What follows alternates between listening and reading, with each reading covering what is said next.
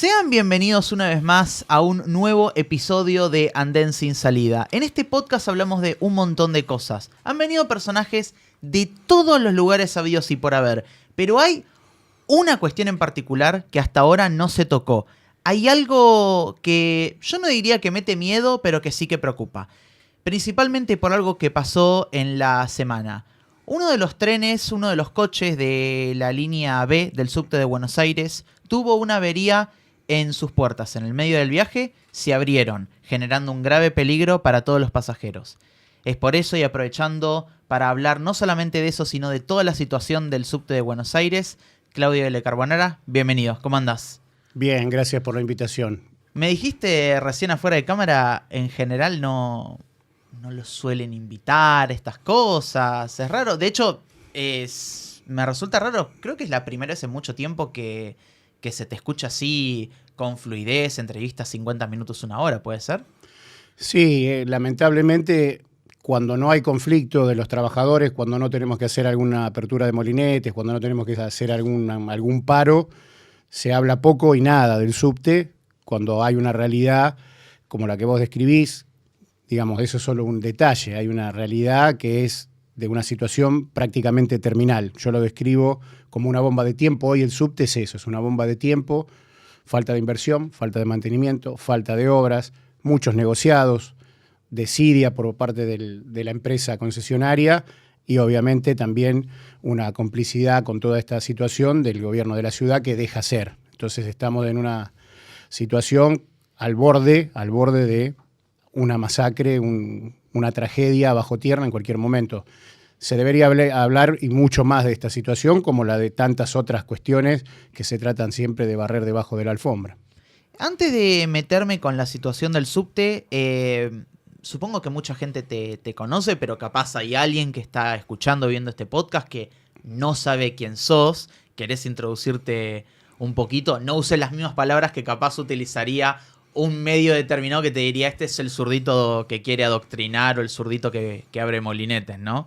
Sí, no creo que nos conozcan muchos o digamos de cara, sí por el nombre, somos los metrodelegados, históricamente somos los representantes de los trabajadores y las trabajadoras del subte. Yo soy conductor en la línea B, en la línea que va por Corrientes, hace casi 30 años que trabajo en el subte, 27 de ellos en la línea B, fui muchos años delegado primero.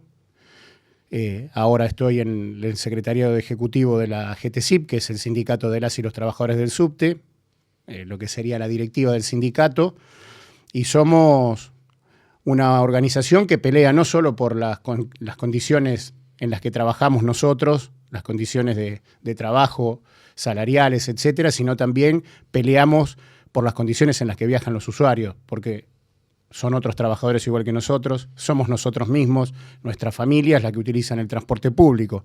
Entonces estamos históricamente conectados con los reclamos de los usuarios. Vos, si haces un poquito de archivo, digamos, si escarbás un poquito en los archivos, siempre hemos estado planteando la situación que trae aparejado o que trajo aparejada la privatización del subte en el año 1994. Se la dieron a una empresa privada que no puso un centavo y que se ha llevado todo lo que pudo en estos 30 y pico de años 31 años de explotación. Es el grupo Rogio, antes con el nombre Metrovías, ahora con el nombre MOVA, pero es el mismo grupo económico que ha hecho negociados siderales a costa muchas veces, no solo del mal servicio, de un pésimo servicio, sino muchas veces también de la vida de los trabajadores. Nosotros tenemos muchos compañeros fallecidos por accidentes, no accidentes, por incidentes, porque los accidentes son cosas que no se pueden evitar. Y estos incidentes le costaron la vida a muchos de nuestros compañeros por falta de previsión, por falta de mecanismos y elementos de seguridad. Y en el último tiempo descubrimos además que hay presencia de material cancerígeno, el asbesto está presente en toda la red y esto también ya, desde que lo conocimos, tiene un saldo luctuoso para nosotros porque ya tenemos 3 compañeros como mínimo fallecidos por cáncer que contrajeron después de estar en contacto con el asbesto, otros 6 compañeros que están desarrollando alguna etapa de algún cáncer, más de 100 compañeros que ya detectamos que están afectados, cuando todavía falta un 30, un 40% de compañeros que se hagan los exámenes, y no sabemos cuántos usuarios que al igual que nosotros están expuestos cotidianamente a este mineral, están cursando algún cáncer relacionado con esto o están afectados. O sea, es una situación, como te decía, terminal, y nosotros somos los que cotidianamente, aunque no nos escuchen, aunque no nos den prensa, aunque no nos den espacio, estamos peleando para que esto cambie, insisto, porque entendemos que los que viajan no solo son nuestra familia, sino que son otros trabajadores igual que nosotros que van a ganarse el mango, que van a ganarse el jornal, o estudiantes o jubilados, nuestros abuelos que viajan muchas veces a cobrar la jubilación, una jubilación de miseria, y además de todo esto que pasa, tienen que aguantarse, como te decía, la posibilidad de que suben al tren y no se sabe si llegan o cómo llegan. Esa es la realidad que tenemos hoy en el subte. Me hablas del asbesto. Claro, a mí lo primero que me salta es el famoso informe que saca la UBA hace mucho tiempo, después de la famosa compra de los CAF 6000, que vos estarás bien al tanto de lo que pasó en ese momento y de, para mí, la peor compra de material rodante de la historia del subte de Buenos Aires.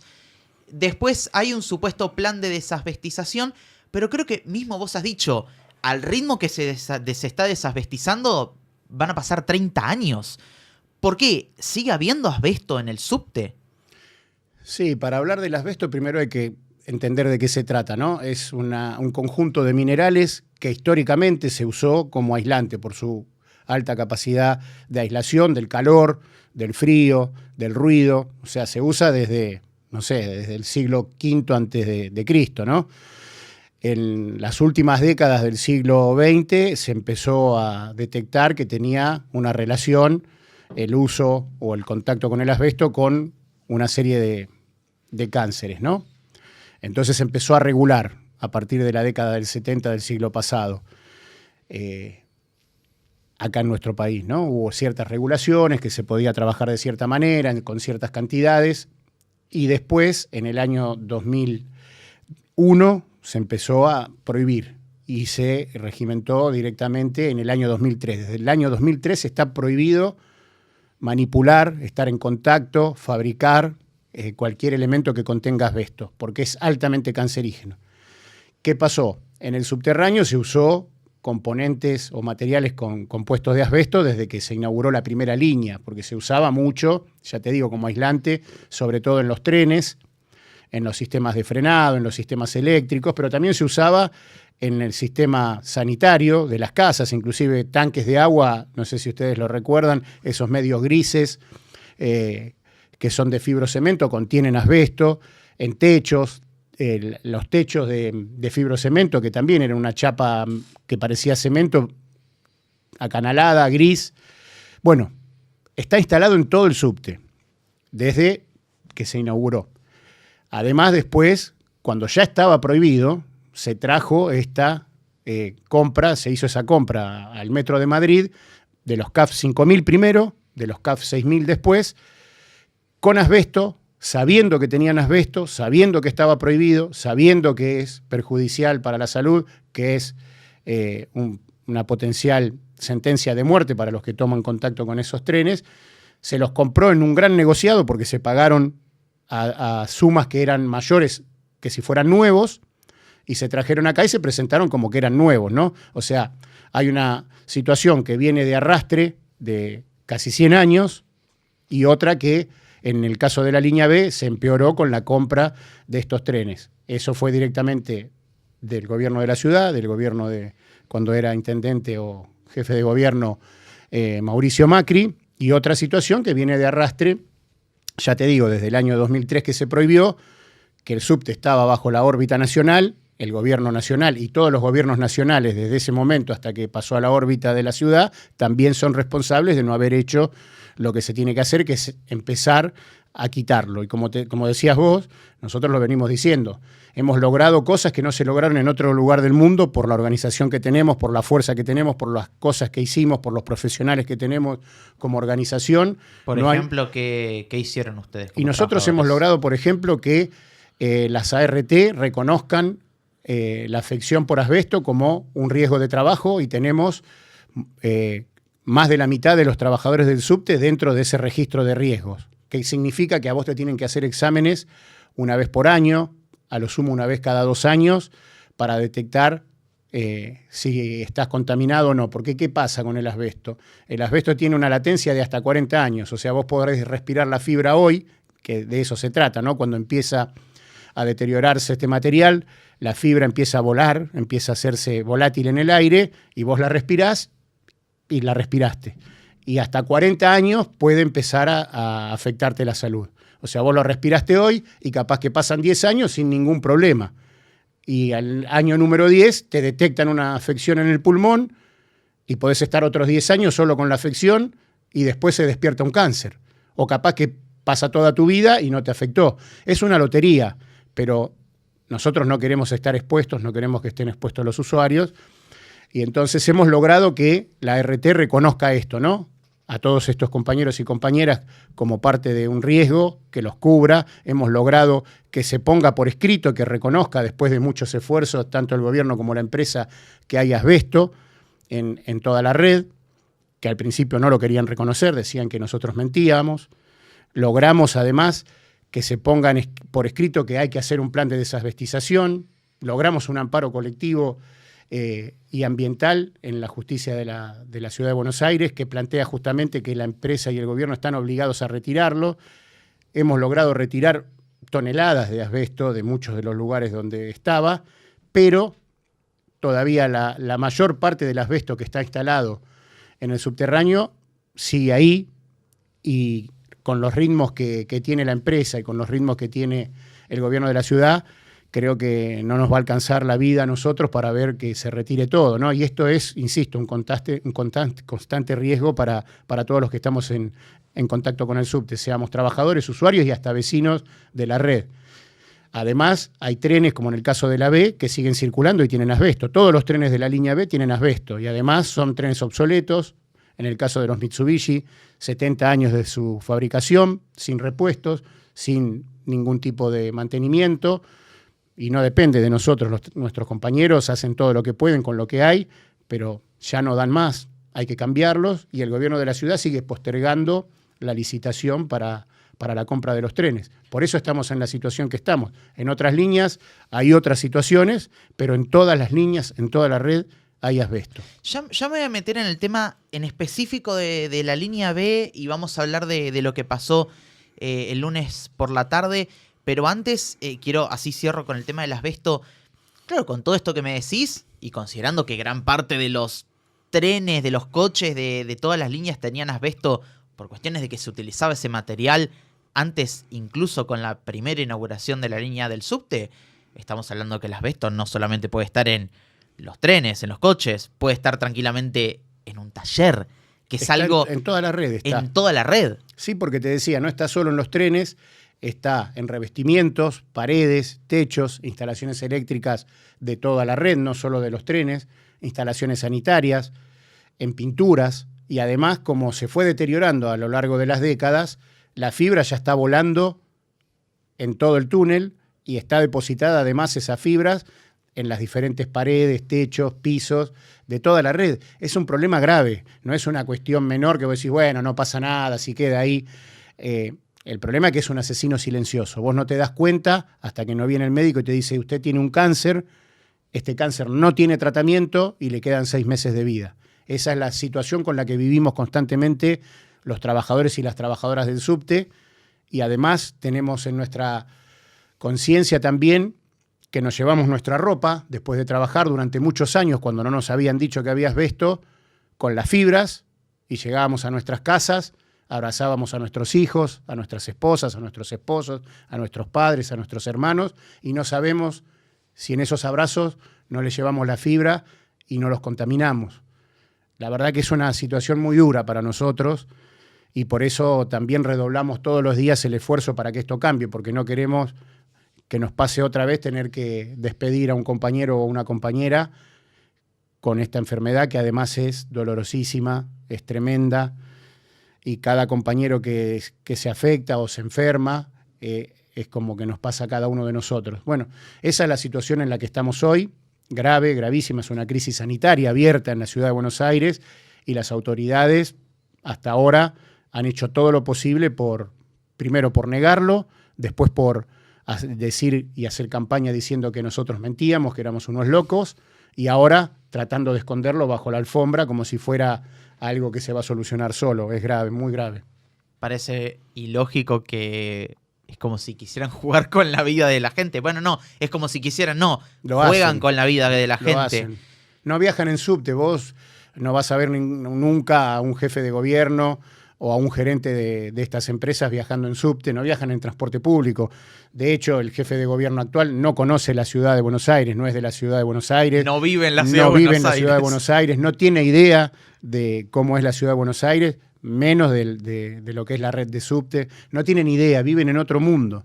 Entonces, cuando vos denunciás esto, lo único que hacen es proteger el negocio de la empresa. O sea, como dicen en el barrio, entre bomberos no se pisan la manguera, y todo lo que se hace, inclusive los últimos aumentos siderales del boleto del subterráneo, no tienen nada que ver con mejorar el servicio, no tienen nada que ver con poner trenes nuevos. Lo único que le han garantizado es un enorme negociado, enormes ganancias a la empresa, y ya te digo, no tiene relación con el servicio y tampoco tienen relación estos aumentos con el salario de los trabajadores que utilizan el subte. 600% de aumento en 7 meses, desde el año pasado hasta agosto de este año, 600% de aumento. Decime qué salario, de qué trabajador ninguno. aumentó 600% en 6 meses. Bueno, ya te digo, todo lo que hacen es a favor de los intereses de la empresa y no a favor de los usuarios, mucho menos de los trabajadores. Pasemos a la línea B. Yo soy un usuario frecuente del subte. Yo uso el subte lo máximo que puedo, principalmente porque la realidad es que es el medio de transporte más rápido. Sabemos lo que es el transporte de colectivos en la ciudad de Buenos Aires, es realmente un horror comparado con el subte. No es por pegarle a los colectiveros ni mucho menos, no, pero es que sabemos no hay forma de competir con el subte. No hay forma de competir con el subte. Ahora, yo como usuario de casi toda la red, salvo el premetro, pero después el resto de la red, la tomo y la uso. Hay 2 líneas que yo siento que están en una falencia grave. Lo de la E es histórico. Lo de la B es preocupante, principalmente desde que se concesionó primero a Metrovías y ahora EMOVA, pero a ver, ¿cómo decirlo? Me resulta raro y me gustaría que un trabajador de la línea B lo explique. Coches que tienen más de 70 años, que se tienen que cambiar urgentemente, que varios ya incluso se devolvieron a Japón sabiendo que no pueden mantenerlos porque no hay repuesto, porque ya no se fabrican esos repuestos, y los que compran son usados, les cambian toda la alimentación de la red. ¿Cómo es el tema de la línea B? Vuelvo a repetirte, todo lo que está planificado, todo lo que vos estás describiendo, está planificado en función de los negocios negociados de la empresa, de algún funcionario del gobierno. Digo, ahora es del gobierno de la ciudad, antes era el gobierno nacional. Digo, no es porque hay un signo político específico que es el responsable. Digo, acá, desde el año 1994, que se concesionó el servicio, que se privatizó el servicio, todos los gobiernos del 94 hasta el presente han mantenido la concesión, o sea, han mantenido un diagrama de negocios a favor de un privado en contra de los intereses de millones que utilizamos el subte, porque como bien decías vos, el subte es el medio de transporte más rápido, es el más amigable con la naturaleza, con la ecología, digamos, porque no contamina, es eléctrico, y además lo que tiene el subte, si vos lo desarrollás, es que justamente sacás el tránsito por la superficie y te da posibilidades de tener una ciudad más ordenada, más segura. O sea, si se planificara en función de los intereses reales de las mayorías que somos los trabajadores en el país y en el mundo, la ciudad de Buenos Aires tendría que tener 50 redes de subte que llegaran todas hasta la General Paz, inclusive también en la provincia extender el subterráneo porque es lo más rápido, es lo más económico y es lo más amigable con la naturaleza. Eso sería lo mejor. Y aparte cumple una función social el transporte público. No se lo puede encarar como un negocio. No se puede evaluar el transporte público como un negocio, porque el transporte público, ¿para qué sirve? Para trasladar a los trabajadores a producir las mercancías y los servicios de los cuales después las empresas obtienen todas sus ganancias. O sea, nosotros vamos a trabajar, vendemos nuestra fuerza de trabajo, nos extraen la plusvalía, o sea, de lo que nosotros trabajamos, en las horas que trabajamos nos pagan solo una parte y el resto se la queda a la empresa. Esas son las ganancias, no son magos, no es que porque vos sos empresario haces magia y producís ganancias, se las extraes a los trabajadores.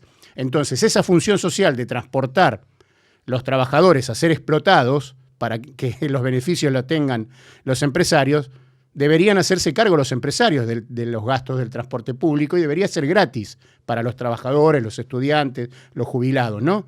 Esa es mi posición, por lo menos, lo mismo que debería volver a ser estatizado y debería estar bajo control de trabajadores, usuarios y vecinos, que somos realmente los únicos que estamos interesados en que sea eso, que sea un servicio público, que sea cómodo, que sea eficiente y sobre todas las cosas que sea seguro. Pero mientras que la planificación estén puesta en función de las ganancias de un privado, en este caso Roggio, no sé si ustedes lo recuerdan, es uno de los arrepentidos en la causa Cuadernos, o sea, es un tipo que fue frente a la jueza y le dijo, soy corrupto, pagué coimas. ¿Y qué hacen? Le vuelven a concesionar el servicio del subte. Y después vos ves a un pibe que roba una flautita de pan porque se muere de hambre y va 10 años preso por robar una flauta de pan. Esto nos están robando, no la plata, la vida nos están robando. Y los gobiernos lo sostienen. Bueno, por eso te digo que está planificado en función de sostener el negocio de Roggio, de esta empresa privada, como pasa en otros servicios públicos y en otros lugares. Si no, el subte podría ser, ya te digo, el medio de transporte por excelencia, como mínimo de la ciudad de Buenos Aires.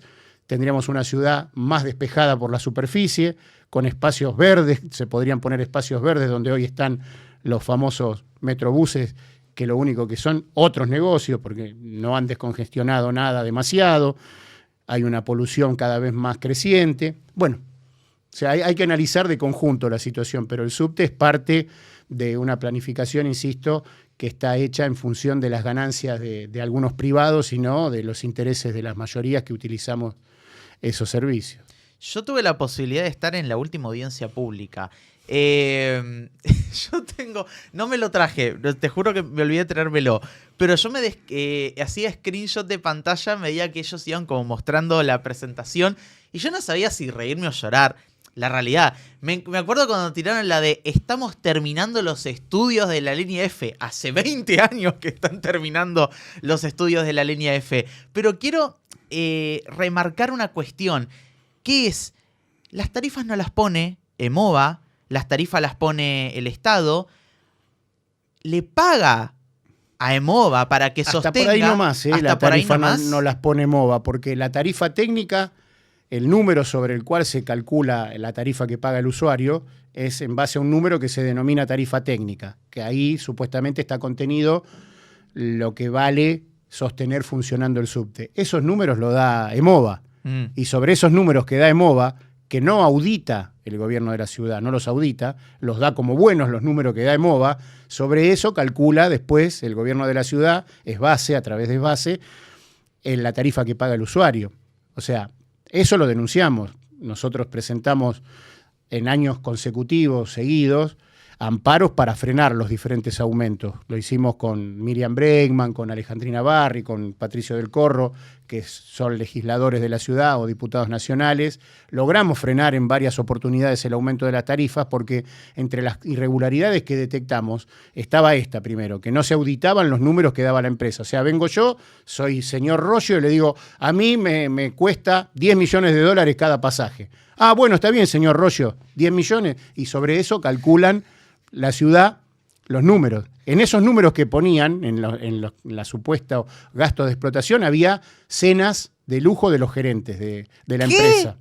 Cargaban cenas de lujo. Se iban a Puerto Madero, algún boliche de estos top. No me digas, ¿en serio? Y cargaban en los números, está denunciado en los amparos que hemos presentado en años anteriores, cargaban los viajes en remis o en los transportes en los que se movían los gerentes de la empresa. O sea, esas son las cosas que después toman para hacer un cálculo de los números que pagan los usuarios. La verdad que, como decís vos, uno no sabe si reír o llorar porque es una cosa aberrante lo que sucede. O sea, se ríen en la cara de todos nosotros porque total no pasa nada. Ese es el problema que hay, ¿me entendés? Nosotros hace 25 años que tenemos una organización, un poquito más, ¿no? Pero ponele 25 años que tenemos una organización de trabajadores que pelea al mismo tiempo que por nuestras condiciones de trabajo, por las condiciones de viaje, y denunciamos estas cosas. ¿Quién se acuerda de algún escándalo que haya surgido por esto? Nadie, no pasa nada. Después, cuando hay una masacre como fue la de Once, ahí sí, todos se acuerdan, habría que haber hecho esto, habría que haber invertido acá, habría que haber cambiado esto, cambian algo de contragolpe, pero las 51 personas que murieron en Once no vuelven más. Quiero preguntarte por algo que te pasó hace unas semanas, cuando empezamos a entablar comunicación.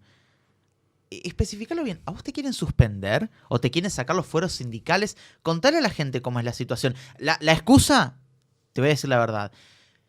Yo entiendo que a un trabajador o no lo puedo suspender por algo o no. Ahora, por liberar molinetes, no es que me dijiste, te tiraste a las vías, impediste que funcione el servicio, no. Liberaste molinetes. Todo es parte del derecho constitucional a obvio, huelga. Eso sin duda. Pero ahora, aún así, más allá de eso, la excusa me parece realmente absurda. ¿A vos te quieren suspender por liberar molinetes? Sí, en realidad no es absurdo, lo hace siempre la empresa. O sea, tenemos ahora en este momento 22 causas abiertas por la empresa contra 22 compañeros y compañeras, delegados, delegadas, miembros del secretariado ejecutivo, para retirarnos los fueros y despedirnos, no para sancionarnos, despedirnos. No es la primera vez que pasa, históricamente han hecho esto cuando nosotros realizamos cualquier medida de protesta, de fuerza, hasta inclusive medidas como esta que decís vos, de apertura de molinetes que no afecta el servicio en nada. Hay una causa y buscan siempre que algún juez le dé la posibilidad de sacarnos los fueros para aplicarla. En el caso específico mío, habían iniciado una causa en el año 2021, cuando yo en ese momento estaba de licencia porque fui diputado 2 años en la provincia de Buenos Aires, estaba ocupando la banca en ese momento, seguía participando de todas las acciones de mi sindicato, como corresponde, y en una de esas acciones de liberación de molinetes, la empresa inició una serie de causas judiciales contra muchos de nosotros. En mi caso, ¿qué hicieron? Actuando de mala fe, denunciaron un domicilio que la empresa sabía que era un domicilio viejo, porque yo había presentado la declaración jurada del cambio de domicilio, la había cargado en la página de la empresa, o sea, hay una página donde una plataforma donde vos entrás y actualizás tus datos cuando te mudás. ¿Son públicos esos datos? No son públicos, pero son... Pero podés pedirlos. Yo los tengo, es más, lo presentamos como prueba. Claro. En el reclamo que hicimos. Bueno, utilizando esa mala fe, lograron, como a mí nadie me comunicó, yo no estuve nunca comunicado de eso, lograron que la justicia me declarara rebelde, o sea, en rebeldía, y lograron que diera una sentencia, el juzgado, habilitando que me retiren los fueros para sancionarme 15 días, o sea, para suspenderme 15 días. Lo lograron porque con esta trampa de no decir bien el domicilio, la jueza dijo, bueno, este hombre no se quiere defender, le doy la razón a la empresa. Cuando nosotros nos enteramos de esto, cuando ya estaba la suspensión en marcha, fuimos al juzgado, presentamos las pruebas diciéndole, mire, le mintieron a ustedes, a la justicia, porque dieron un domicilio que no corresponde, ellos sabían que no correspondían, acá están las pruebas. Bueno, a los 5 minutos la justicia dejó sin efecto la sanción, pero no es la primera vez, Lo hacen siempre, ya te digo, tenemos otros 22 abiertos, no para suspender, sino para despedir. Y si la justicia le da la razón, nos echan. Y acá hay una discusión profunda, ¿no? Porque parar el servicio, o sea, hacer un paro, es un derecho constitucional que tenemos todos los trabajadores. En el caso del subte, vos dejás de trabajar en tu lugar de trabajo en el tren se para y no se mueve hasta que no levantás la medida. Sabemos que eso afecta a otros trabajadores porque viajan en el transporte público, pero muchas veces no nos dejan opción. Te despiden a un compañero sin causa. No te queda mucha opción, tenés que parar.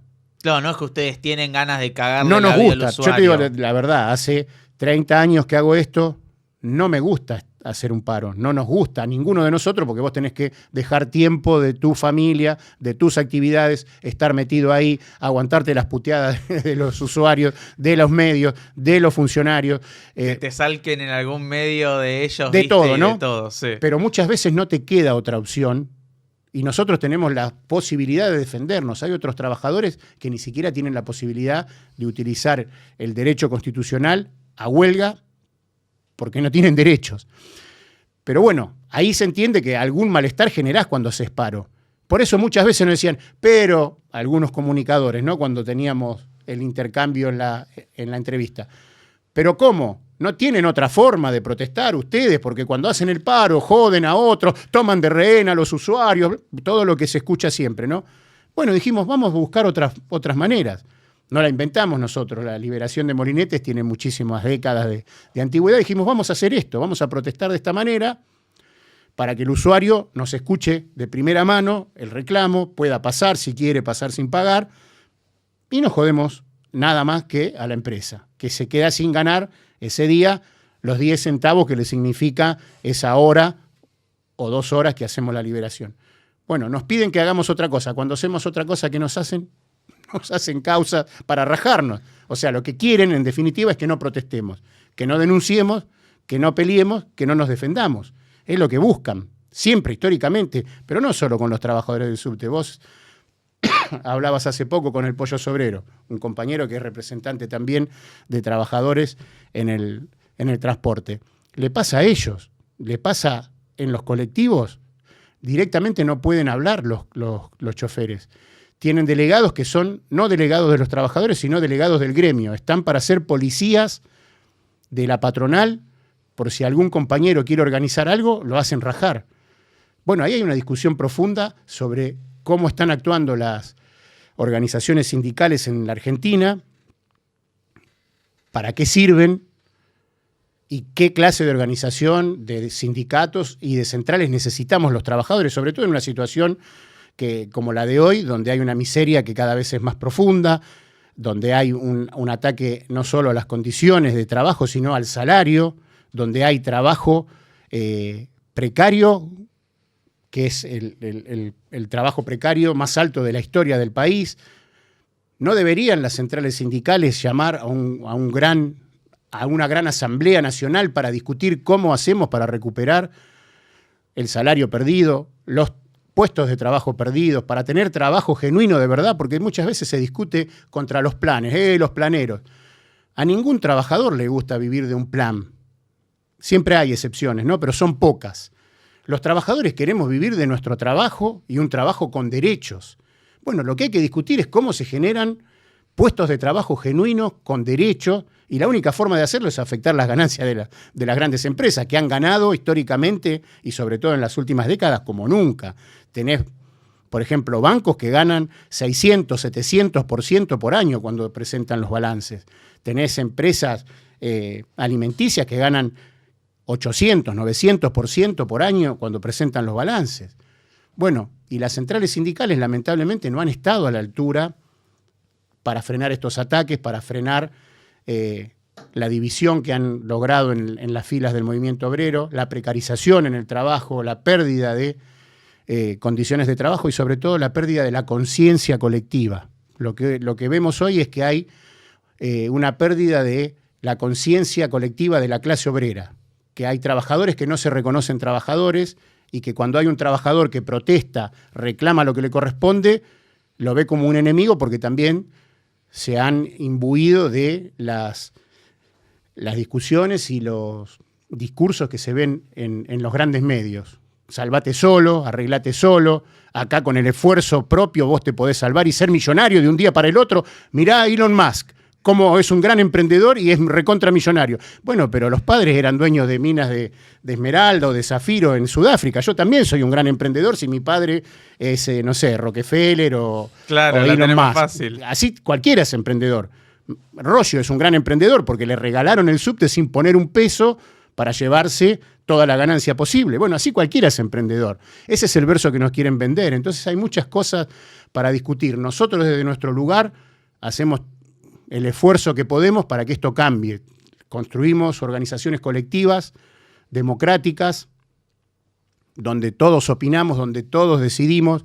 Tenemos nuestras peleas internas también, ¿eh? Yo estoy en la directiva del sindicato por la minoría. Hay una mayoría que tiene diferencias con lo que pensamos nosotros y son los que dirigen el sindicato, pero construimos desde esas diferencias también un sindicato que intenta representar a todos y que representa los intereses de los trabajadores. Después tenés sindicatos y sindicalistas, no sindicatos, los sindicatos corrámoslo porque los sindicatos son de todos los trabajadores, pero los representantes muchas veces se han convertido en empresarios o representantes de los empresarios. Vos no podés estar de los dos lados del mostrador. Creo que algo de eso también discutían un poco con el Pollo en la entrevista, ¿no? Hay una discusión profunda, creo que hay que discutir qué clase de organizaciones necesitamos y para qué las necesitamos los trabajadores. Yo creo que los trabajadores, que somos los que producimos todas las riquezas, los que movemos el mundo, tenemos derecho a discutir en dónde hay que poner esa riqueza, en qué hay que usarla, y me parece que hay que usarla para que todos tengamos casa. Por ejemplo, yo alquilo, ahora se me venció el contrato, me tengo que ir rajando, no sé a dónde me voy a ir, los precios son impagables. ¿Por qué no hay planes de vivienda que vos puedas pagar cuotas accesibles con tu sueldo? ¿Por qué? ¿Por qué hay especulación financiera? Lo único que se ve es construir torres para que queden vacías, para especular. Y eso lo permiten los gobiernos. Bueno, ¿por qué los trabajadores tenemos que estar gobernados por gente que representa intereses diferentes, los intereses de los ricos, de los millonarios, de los poderosos? Bueno, es una discusión. Yo creo que los trabajadores tenemos que ponernos en la cabeza que tenemos que gobernar nosotros. Porque somos la mayoría, o sea, es una locura que la mayoría esté gobernada por una minoría que tiene intereses contrarios a los tuyos. Si hay recursos para que todos tengamos todas las necesidades cubiertas, ¿por qué algunos tienen que acumular trillones, recontra trillones, cuatrillones, ya no sé cómo se pronuncia, mientras que otros tienen que revolver en la basura o dormir en la calle? Bueno, esas cosas queremos discutir nosotros. También, junto con el asbesto, junto con la inversión que se necesita, junto con el cambio de los trenes, queremos discutir otra sociedad. Una sociedad donde nuestros hijos no tengan que pasar lo que pasamos nosotros y nuestros nietos puedan realmente vivir una vida plena, con acceso no solo al trabajo que vos podés comer todos los días, a la cultura. Por ejemplo, ¿por qué los trabajadores no podemos tener acceso a la cultura, a la literatura, al arte, a la pintura? ¿Por qué eso es solo de una élite que vive a costa nuestra? ¿Por qué? A la salud, a las cosas básicas. Bueno, yo creo que todo eso está en discusión. Los próximos años va a ser el centro de todas las discusiones, en qué clase de sociedad queremos vivir. O seguimos profundizando esta sociedad que no tiene nada para darnos, ya no tiene más nada, o la cambiamos el sistema. Nosotros peleamos por un sistema diferente, peleamos por el socialismo. Yo soy militante de un partido de izquierda y vivo como pienso, que es lo importante, ¿no? Eso es también el reclamo que le hacemos a los dirigentes, a la mayoría de los dirigentes sindicales y a los dirigentes de las centrales, ni hablar. No se hubiera aprobado este mamarracho, este ataque profundo de la ley de bases si la CGT y la CTA hubieran jugado otro rol, un rol de organizar toda la fuerza de la clase obrera, ponerla en marcha, ponerla en la calle, movilizando. La dejaron pasar. ¿Crees que la CGT y la CTA le está dando el espacio al presidente que él quiere? ¿O ellos no están actuando de la forma que deberían actuar? ¿Están siendo medio cómplices de todo esto? Sí, por acción o por omisión han permitido que esto suceda. Algunos ya tienen negocios con este gobierno. Vos los ves abrazados, los ves en las reuniones. Tienen negocios con este gobierno como han tenido con otros. Ese es el problema que hay. No es que empezó ahora y bueno, ahora vemos que los burócratas sindicales, como le decimos nosotros, la burocracia sindical, una casta que, ahí sí es una casta, en eso hay que decirlo claramente, una casta que tiene privilegios propios, que no tiene nada que ver con los trabajadores, que viven en countries, que tienen choferes, que no saben cuánto vale un litro de leche porque no van a comprar. Esa casta históricamente existe. Por eso estamos también en la situación en la que estamos hoy. Como te decía, si no hubieran dejado pasar la precarización del trabajo, quizá hoy no habría presidente Milei. No habría presidente Milei. Si hubieran luchado por unir la clase obrera en vez de permitir que la atomizaran en precarios, en negro, pasantes, autónomos, en blanco. Hay 40 categorías diferentes de trabajadores que hacemos lo mismo. si no hubieran permitido que las patronales atacaran los derechos de los trabajadores y que hoy haya trabajadores sin derechos. Cuando se decía, mirá que vas a perder tus derechos, ¿te acordás cuando fue la campaña electoral? Pero voten bien porque podés perder tus derechos. La mayoría de los trabajadores en la Argentina no tienen derechos. La mayoría de las personas ni siquiera tienen un trabajo en blanco, un trabajo estable, viven de juntar cartones, de repartir con una bicicleta o una moto. Bueno, hay una cuestión profunda a discutir, me parece a mí, y sobre todo hay que recuperar la conciencia de clase. No se puede seguir peleando sin reconocer a otro laburante como un igual, como un compañero, como alguien que tiene los mismos problemas que tenés vos, y que uniéndose podemos ser más fuertes para pelear contra los que nos quieren sacar, insisto, no solo las condiciones de trabajo, hasta la vida, porque no pasa solamente en el subte, donde vos vas a laburar y no sabés si volvés porque en las condiciones en las que laburás tenés todos los días la posibilidad de caerte de un palo, como le pasa a los telefónicos, de caerte en un horno, como le pasa a la gente de las metalúrgicas, o cualquier tipo de otro incidente que te deja tullido, te deja inválido y no te permite laburar, o te mata y te deja a tu familia al azar, regalada. Bueno, hay muchas cosas para discutir. Me parece que me fui un poco por las ramas, pero no te preocupes. Creo que son cosas importantes que en este momento es obligación planteárselas. Por eso estamos donde estamos nosotros, hacemos lo que hacemos y peleamos por lo que peleamos. No se entiende de otra manera. No peleamos ni por fama, ni por dinero, ni por negocios. Peleamos por nuestra propia vida, la de nuestros compañeros, la de nuestros hijos y la de otros laburantes. ¿Sentís que está faltando un poco esa solidaridad entre trabajadores? Antes, a ver, siempre se lo reconoció, se lo pensó esta unidad trabajadora desde el peronismo. Yo soy joven todavía. Los libros de historia a mí me pueden decir lo que sea.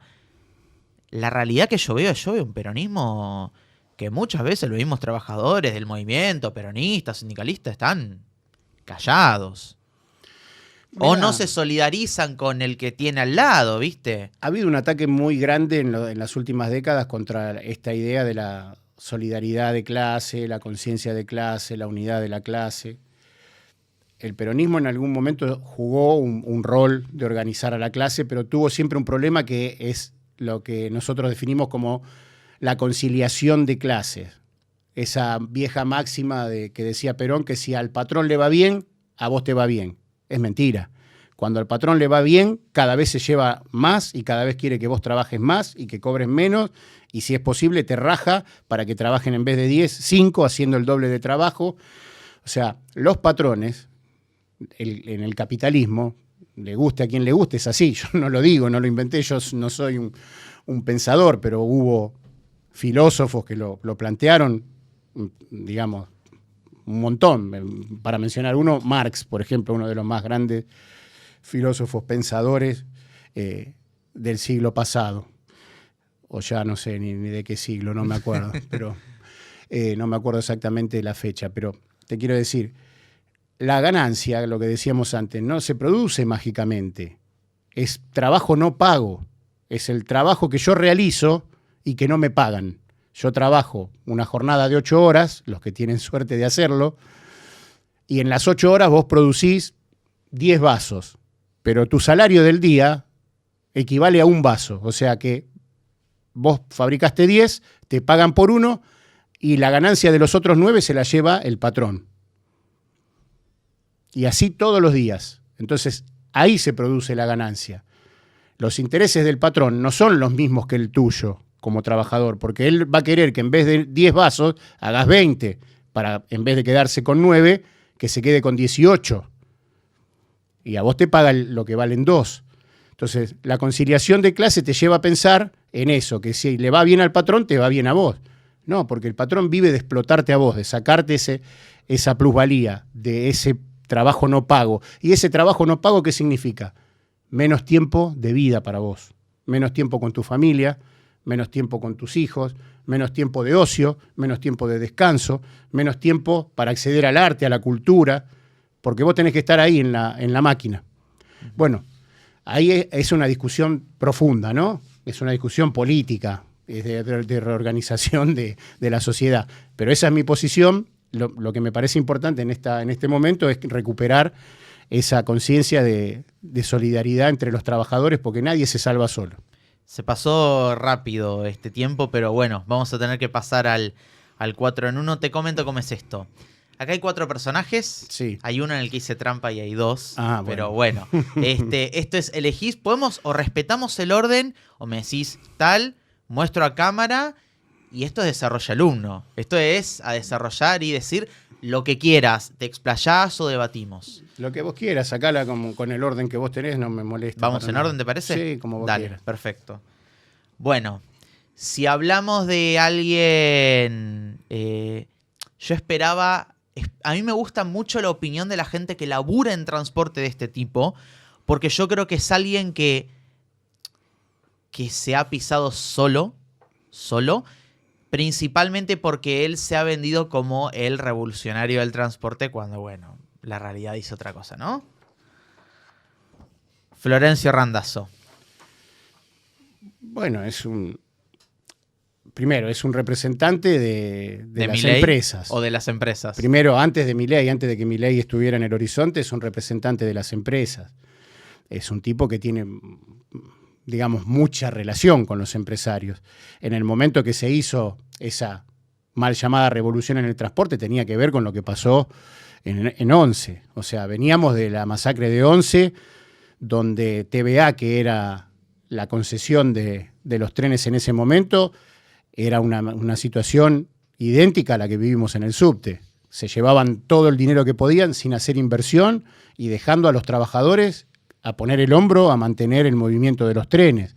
Después de eso, algún cambio tenías que hacer, porque si no, sí, no había día de mañana, sí. No había día de mañana. Sí. Entonces se montó sobre eso para decir que él hizo una revolución en el transporte. La verdad que no, estaban obligados a hacer lo que hicieron, no había forma de hacerlo. Después las caretas se van cayendo.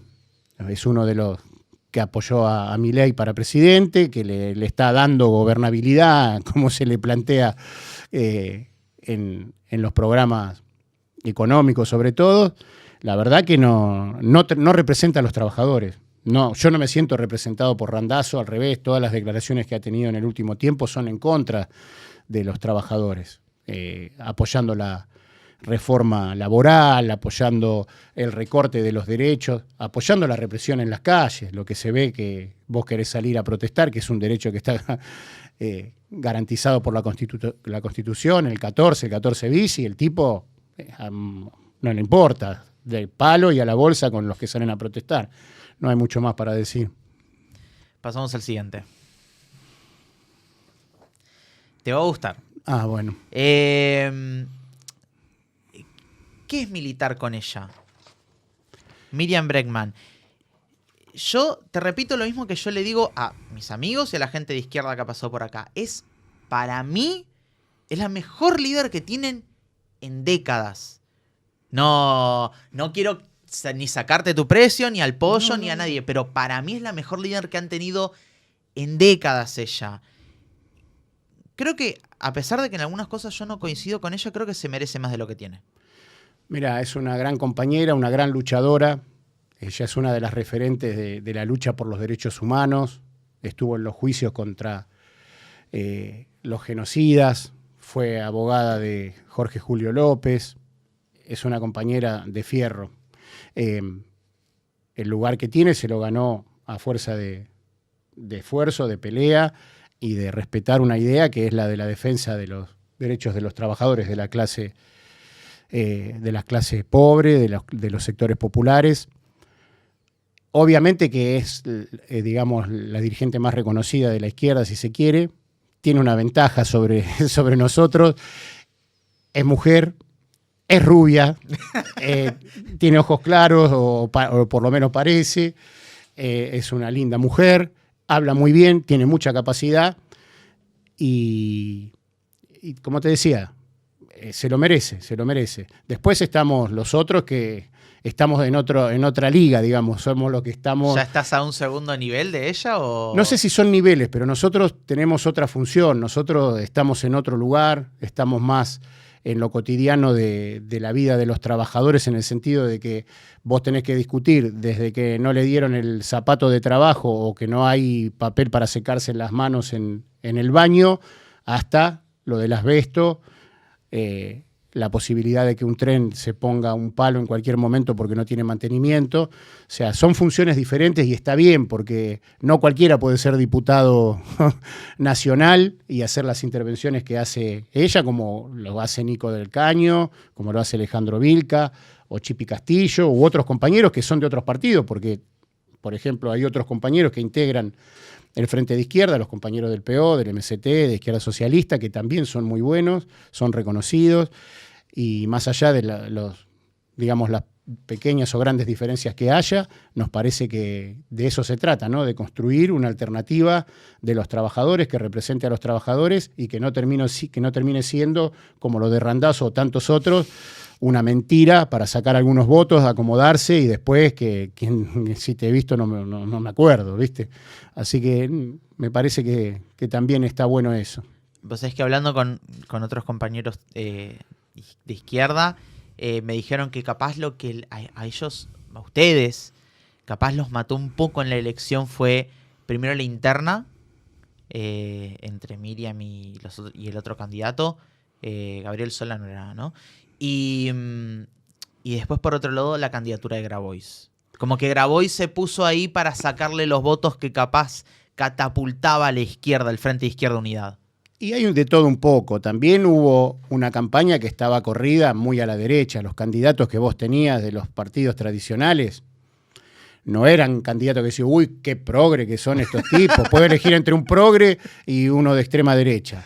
Eran todos de derecha para ultraderecha, porque Massa se presentará como se presentará, pero es un tipo de la embajada yanqui, ya sabemos cómo actuó antes, todos más o menos sabíamos cómo iba a actuar después, ni hablar de Bullrich, ¿no? Las opciones eran muy esperanzadoras. Lograron instalar una campaña muy de derecha, donde la izquierda parecía que era una cosa, como dicen siempre, eso es utópico, es una locura, está muy lindo en la teoría, pero ¿cómo se aplica?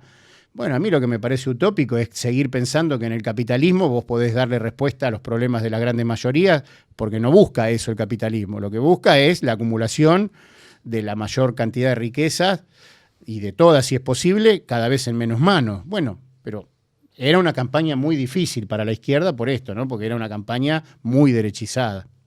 ¿Sentís que podrían remontar un poco si sigue este camino Milei? ¿Sentís que la izquierda, con Miriam, con vos, con el Pollo, con Nicolás, puede llegar a remontar un poco este techo de cristal o famoso techo invisible que se piensa que tiene la izquierda?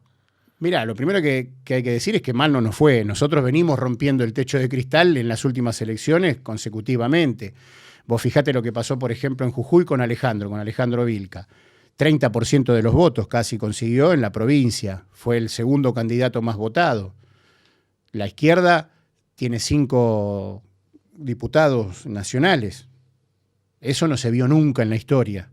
En esa campaña derechizada y todo, la izquierda viene creciendo, viene manteniendo los lugares, y me parece que, como decís vos, en las próximas elecciones seguramente va a ser algo parecido, pero para nosotros las elecciones son solo un medio, no es un fin en sí mismo. Es para tener una voz, porque vos estando en el Congreso, estando en la legislatura, tenés una voz amplificada donde podés decir cosas que otros no dicen, pero la pelea nuestra no es para tener más bancas o para tener más diputados o legisladores, es para poder cambiar el sistema, para ganar los sindicatos, para que los trabajadores entiendan que la única salida viene de la mano de los propios trabajadores, con representantes honestos, democráticos, donde los representantes sean revocables.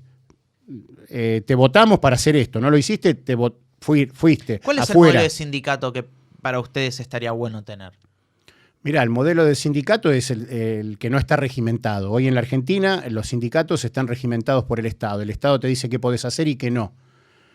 Mientras que a los empresarios no hay una ley de empresarios que le dicen qué pueden hacer y qué no. Los empresarios pueden hacer lo que quieren. Los trabajadores no, vos tenés que tener cierta antigüedad para ser delegado, tenés que tener tal condición para hacerlo, para hacer una huelga tenés que tener tal condición o tal otra, te quieren poner todo regimentado. Bueno, yo creo que el mejor modelo de organización de los trabajadores es el de que los trabajadores hacen lo que los trabajadores deciden hacer. Si los trabajadores deciden tener un secretario general cada año, que se haga. Si deciden que el secretario general se mandó un moco, como dicen, lo sacamos, lo votamos y lo sacamos. Que no haya dirigentes como los que vos ves en algunos sindicatos, 20, 30, 40, 50 años atornillados al sillón, sosteniendo un negocio cuando deberían estar defendiendo a los trabajadores. Bueno, peleamos por eso. Uno de los problemas que tuvo el peronismo es el de regimentar con el Estado las organizaciones de trabajadores. ¿Por qué? Porque nosotros tenemos que organizarnos de la forma que dice el Estado y a nadie más le ponen esas condiciones. Ya te digo, a la Cámara de Empresarios no le dice ustedes se pueden organizar así y así no. Hacen lo que quieren. Bueno, entonces ahí vos ves que está todo armado para un sector, para favorecer a un sector y para que los trabajadores, primero, no reconozcamos la fuerza que tenemos. Los trabajadores en general no reconocen la fuerza que tiene nuestra clase. Te vuelvo a repetir, somos los que movemos el mundo. Producimos todas las riquezas, todos los servicios. Y se ve cuando hay un paro. ¿Te acordás la discusión cuando fue el paro de la CGT, el último paro nacional de mediodía? Se perdieron no sé cuántos millones por el paro. Bueno, es un reconocimiento, si se quiere, por la negativa que hacen los gobiernos a la fuerza que tiene la clase obrera. Si los trabajadores paran y entonces no se producen riquezas, quiere decir que los que movemos el mundo y los únicos importantes somos los trabajadores. Porque entonces nosotros, si paramos y la riqueza la producen los patrones y los empresarios, ¿por qué hay pérdidas? Bueno, yo creo que hay una discusión muy profunda ahí, empezando porque tenemos que reconocer nuestra fuerza, tenemos que reconocernos como iguales, tenemos que reconocer que el espíritu es colectivo. Te vuelvo a repetir, no se salva solo nadie se salva solo. En la clase obrera después habrá algún patrón, algún empresario que como estos se van cagando uno a otro y se salvan, pero los trabajadores no nos salvamos solos. Las experiencias todavía incompletas que hay en la historia de organizaciones de trabajadores o de estados obreros, deformados o como quieras decirlo, enseñan eso, que nadie se salva solo. Y hay que seguir peleando por esto, por esa alternativa, me parece a mí. Vamos al que sigue. Dale. 2 en 1. Acá hice la trampita. ¿La ciudad viene mal en peor en cuanto a elección de jefe de gobierno o cómo viene la cosa? O sea, mirá que yo he sido muy crítico de Larreta, pero comparado con Larreta es un pan de Dios al lado de... En retrospectiva... Escúchame, viéndolo en retrospectiva, confieso, voy a hacer algo que no suelo hacer en el podcast. Confieso mi voto en las primarias a jefe de gobierno. Yo en las primarias a jefe de gobierno corté boleta diciendo Lustó y el resto frente izquierda. Pero yo lo hice con la sencilla razón de que dije, este tipo no es porteño, nunca vivió en la ciudad de Buenos Aires, no puede ser. Después quiere ser Lustó, Santoro, uno de izquierda, el que sea, bueno, pisó la ciudad. Este no pisó la ciudad nunca. ¿Cómo lo comparamos? ¿Cómo comparamos a estos dos? Mira, lo primero que hay que decir que tienen, obviamente, diferencias en la gestión, en la forma de comunicación. Son de un mismo espacio que tienen un programa común, tienen un horizonte común. Tendrán sus diferencias, pero la verdad que la ciudad con Larreta tampoco es que vivíamos en el mejor de los mundos, ¿no? Nosotros... la pelea por el asbesto, por ejemplo, la empezamos durante el gobierno de Larreta y el gobierno de Larreta y Larreta mismo lo negó durante 1 año y medio, casi 2.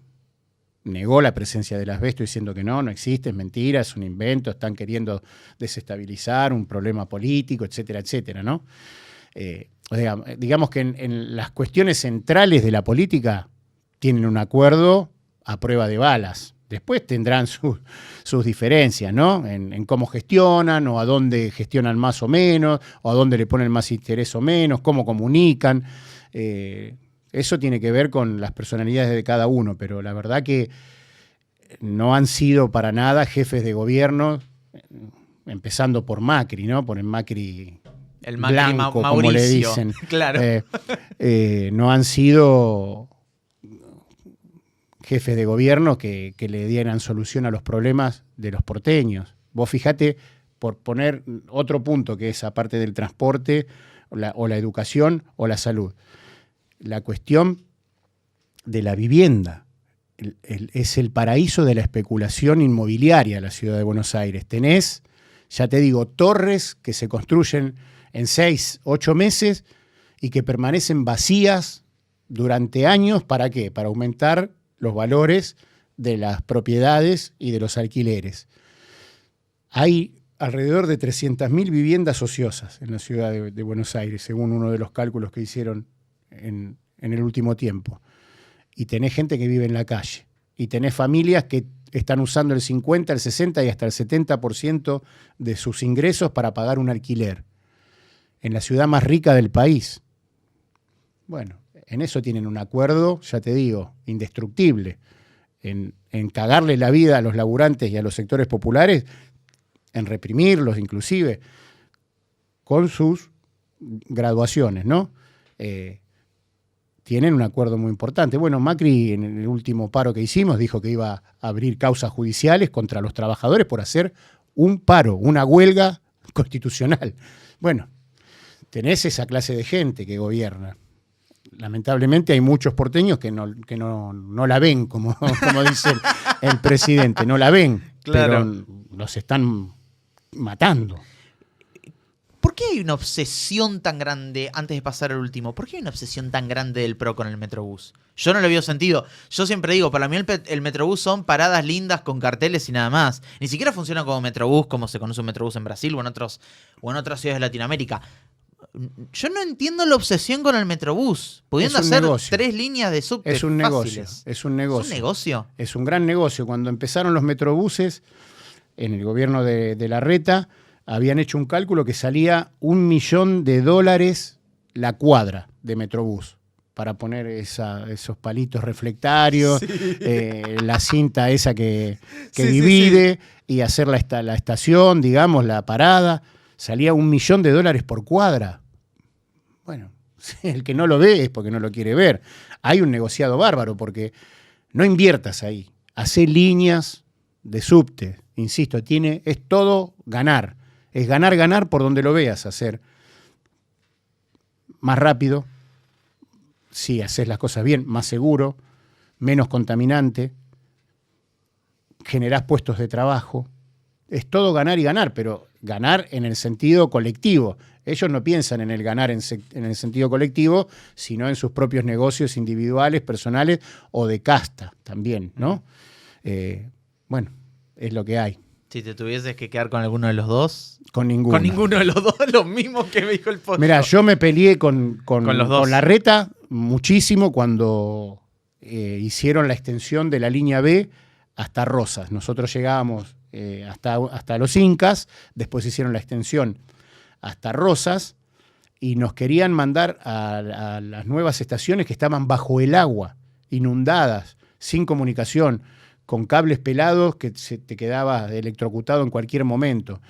Nosotros nos negamos y salió una campaña furibunda contra nosotros. Y bueno, en aquel momento, además, justo había elecciones, yo era candidato en la ciudad de Buenos Aires, entonces se generó, claro, están haciendo todo esto porque uno de los dirigentes del sindicato es contrincante de Larreta en la ciudad, etcétera, etcétera. Y bueno, tengo ahí dibujos de que nos ponían en un ring a los dos pelados. Es buenísima, ring, ¿viste? Qué lindo. Todas esas cosas. Y con Macri, desde que empezó, del primer día que asumió, ya empezó a hablar del subte, que es una porquería, que los trabajadores somos los responsables, que somos vagos, que somos esto. Lo que dicen en general todo, digo, no es que es una cosa específica del PRO o los Macri. En cadena nacional, Cristina Fernández de Kirchner dijo que nosotros éramos vagos también, como le dijo a los docentes que tenían 3 meses de vacaciones, que eran unos vagos. Bueno, todos en general tienen un problema con los trabajadores, porque saben que si los trabajadores nos avivamos un día, nos despertamos, se quedan sin negocios, se quedan sin privilegios, se quedan sin los choferes, sin las lindas carteras, sin los lindos autos, sin los viajes por el Caribe. Bueno, ese es el problema que hay, ¿no? Qué miedo tengo con el último, porque estos hablan de... Estos lo concesionan, mantienen la concesión y este quiere hacer lo insólito, lo nunca antes visto. Yo creo que nunca... Creo que ninguna ciudad del mundo plantea venderle el subte a un privado. Ramiro Marra.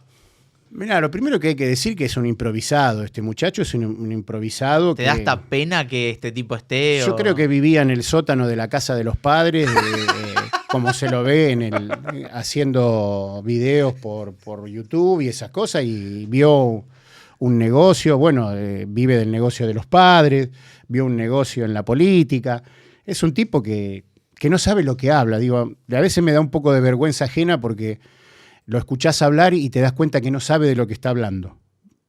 No entiende. Es como que yo me quisiera poner a hablar no sé, de física cuántica. No entiendo, ¿no? Voy a decir pavadas. Todo lo que te pueda decir es una pavada. Bueno, yo lo veo así. No tiene idea de lo que habla. No tiene idea. Y aparte, ya te digo, si vos no vivís como laburante, no sabés lo que siente un laburante, qué le pasa a un laburante, cómo viaja un laburante, cómo va a comprar, cómo lleva a sus hijos al colegio, cómo vive, cómo alquila, o cómo, si tiene la posibilidad de tener su casa, cómo la mantiene. No tiene idea. Es gente que vive en una realidad paralela y que se cree que por gritar más o porque por putear o por decir alguna palabra rebuscada tiene la razón. Bueno, es gente que además es muy peligrosa. Es muy peligrosa porque... Justamente por eso, porque no tiene vergüenza de decir cualquier cosa y de sostenerlo y de armar no solo partidos, sino grupos de personas para sostener esas locuras que plantean. Lo mismo que el presidente, ¿no? Es muy peligroso lo que está haciendo. Algunos dicen, es un loco, es un demente. No, es un tipo muy peligroso. Es muy peligroso para los trabajadores, para los sectores populares, para los derechos colectivos, para los recursos naturales, muy peligroso. Y sobre todo, después de la enorme pelea que dio la sociedad argentina, sobre todo los organismos de derechos humanos, en relación a lo que fue la última dictadura cívico-militar, los 30.000 compañeros detenidos desaparecidos y todo lo que fue un plan sistemático de exterminio que tenía que ver con eso, ¿no? Con cortar también una experiencia histórica de la clase obrera, cortar una conciencia colectiva y que tengamos que empezar de cero. Yo, cuando era chico, yo nací en el año 1972, o sea, crecí durante la dictadura, y hasta que no fui adolescente no supe nada de lo que pasaba en la Argentina, no supe nada de lo que se había hecho. No tenía conciencia histórica de lo que le había pasado a la clase obrera, la clase a la cual yo pertenezco. Soy hijo de trabajadores, orgullosamente soy trabajador y no tuve que hacerme de grande de una experiencia histórica y me parece que perdí muchos años porque quizás si lo hubiera sabido desde más temprana edad me hubiera estado mejor preparado, no sería tan ignorante como soy ahora, hubiera podido organizar mejor a mis compañeros y compañeras, no hubiera cometido tantos errores, hubiera cometido menos errores también como padre.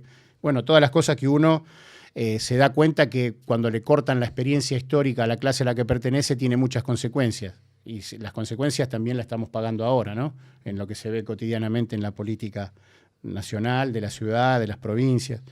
Así que bueno, lo que sí estoy muy, muy seguro es que esto se puede cambiar, que no es... que llegaron para siempre, para quedarse para siempre, esas cosas que se plantean, es algo que se puede cambiar fácilmente si los trabajadores, los sectores populares, todos los que creemos que la sociedad tiene que organizarse de otra manera, nos ponemos de acuerdo y empezamos a pelear todos juntos.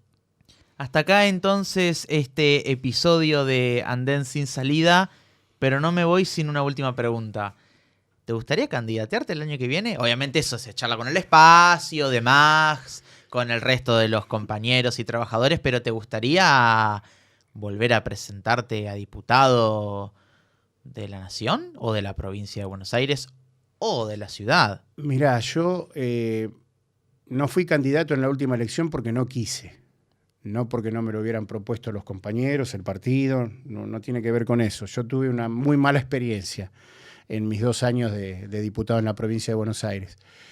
Viste que nosotros compartimos el tiempo de las bancas entre todos los partidos que integran el espacio. Me tocaron los últimos 2 años de la banca. Me agarró justo los 2 años de la pandemia. Y lo que vi ahí adentro... ¿No te gustó? No me gustó, y aparte me di cuenta que la capacidad, poca o mucha que yo tengo, ahí adentro no servía para mucho. Por ejemplo, te comento, nosotros presentamos la banca, mientras que yo estuve, 101 proyectos. Todos a favor de la clase trabajadora, ¿no? Te imaginarás que son todos a favor de la clase trabajadora, y la gran mayoría a pedido de algún espacio, algún grupo de compañeros de trabajadores o de alguna cooperativa o de algún espacio social que nos venían a decir tenemos tal problema, y armábamos un proyecto de ley para tratar de resolver esos problemas. De los 101 que presentamos, nos aprobaron 3. Y no eran proyectos de ley, eran proyectos de declaración que no tienen ningún costo, porque declaramos nuestra preocupación por la situación de los trabajadores de Alfajores Habana de Mar del Plata, por ejemplo. Está bien, es importante para los trabajadores de la fábrica que en ese momento estaban en lucha, pero no le cambian la vida. Te comento, yo presenté un proyecto para garantizarle las licencias al personal de riesgo entre los trabajadores de la salud. En la provincia de Buenos Aires, Kicillof había prohibido esas licencias para los trabajadores de la salud. En el resto del país, todos los trabajadores que fueran mayores de 50 años o tuvieran enfermedades preexistentes estaban licenciados de trabajar con todos los derechos de cobrar el sueldo. ¿Por qué? Porque eran personas del grupo de riesgo. Bueno, en la provincia de Buenos Aires, Kicillof se lo prohibió a los trabajadores de la salud. La mayor cantidad de muertos de la provincia de Buenos Aires entre los trabajadores es el sector de la salud, porque los trabajadores mayores de 50 y con enfermedades persistentes siguieron yendo a trabajar, se contagiaron y se murieron. Cuando yo presenté un proyecto para garantizarle las licencias, los bloques mayoritarios, pero sobre todo el bloque del Frente de Todos, Frente para la Victoria en ese momento, saltó 3 metros así para decir que no. Gente que vos ibas a las reuniones previas a las sesiones y venían con 300 proyectos, cada uno abajo del brazo, y decían, tengo 300. Los del PRO a los del Frente para la Victoria o viceversa. Tengo 300, ¿cuánto tenés? Bueno, dale, 300. Y cambiaban como figuritas. Yo te apruebo 300, vos me aprobás 300. Lo que dice no importa. ¿A quién beneficia? Era siempre a los mismos. Así. Entonces yo, ahí adentro, hacía discursos, denunciaba eso, pero no podía aportar demasiado. Entonces decidí volver al lugar a donde yo creo que puedo aportar más, que es al llano, como le decimos nosotros, a la organización de base de los trabajadores, a defender nuestras condiciones colectivas. Me parece que puedo aportar más de ahí. La elección que viene, no sé qué puede pasar, todo puede ser, pero te vuelvo a repetir, para nosotros tener más bancas está muy bien, pero no es un fin en sí mismo, sino que es un medio para amplificar la voz y para hacer más conocidas las ideas. Así que hoy, si yo te tengo que contestar hoy, no estoy muy interesado en ser candidato o en volver a ser diputado, aunque quizás siendo diputado nacional es otra cosa, ¿no? No es lo mismo ser diputado en la provincia de Buenos Aires que ser diputado nacional o legislador en la ciudad. Es diferente, pero en principio mi experiencia no fue muy buena, no porque no haya aprendido muchas cosas, ¿no? Pero sentí que el esfuerzo que hacía no tenía, digamos, mucha vuelta. Y aparte me agarró, como te decía, los 2 años de pandemia. Si no hubiera habido pandemia, quizá hubiera sido otra la experiencia, porque yo voy a los lugares de trabajo, acompaño a los trabajadores cuando hay alguna medida, cuando hay algún corte, cuando hay algún paro.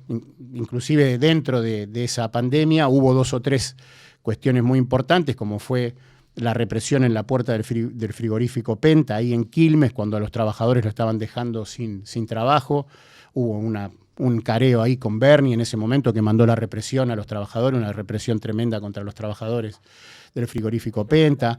Bueno, algunas cosas que eso sí valió mucho la pena porque sirvió para organizar un poco y darle un apoyo a los trabajadores, pero fueron episodios muy, digamos, pequeños, porque la pandemia no permitía salir a la calle. Pero bueno, son experiencias que también te dejan una enseñanza. Bueno, muchas gracias a ustedes por haber visto este nuevo episodio.